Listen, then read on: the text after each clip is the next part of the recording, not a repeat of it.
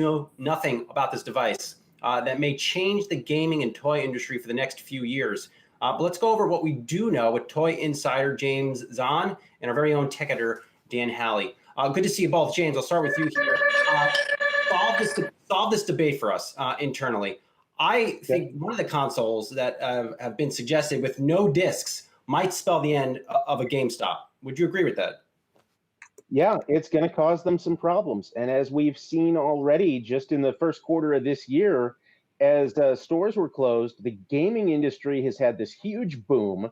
But GameStop, they just reported their financials, and they had a 519% increase in digital sales, which means that people are just buying it at home and downloading it to their consoles already. So what use is going to a physical store? And now that Sony is offering a PS5 in what they're calling a digital edition that doesn't have that optical drive on it, I don't see any reason, because also Sony is really pushing to have the games then installed on that SSD drive that they've got to take full advantage of the power of this new system. Hey, James, just what are your initial thoughts on the unveiling, on how it is up against the new Xbox console and Nintendo Switch? How does it stack up? It's a great looking machine. I know the fans were sort of mixed on it, on that it looks like a coffee machine or a Roomba or something. It's very sleek. It's got the white kind of Apple sleek lines to it, but great looking machine. I've never seen so many games revealed at once, I don't think, for any of these new consoles. They did like 25 new games that hits on all interests. As far as stacking up against Xbox, of course, you've got loyalists on both sides for Microsoft and Sony. I think some of the exclusive titles are really going to be important here. With Switch really has the family market down pat. But then we've got some surprisingly cute titles coming out of Sony for this. They showed that Sackboy game yesterday. Sackboy: A Big Adventure. That's based on the popular Little Big Planet franchise from about 12 years ago. That's going to draw in that younger audience, where PlayStation is typically skewed towards an older audience. So I think Sony is definitely getting ready to battle in attracting all ages, all members of the family. So that's going to be really interesting to see how that shakes out. But Switch is going to be solid, I think, for a number of years yet.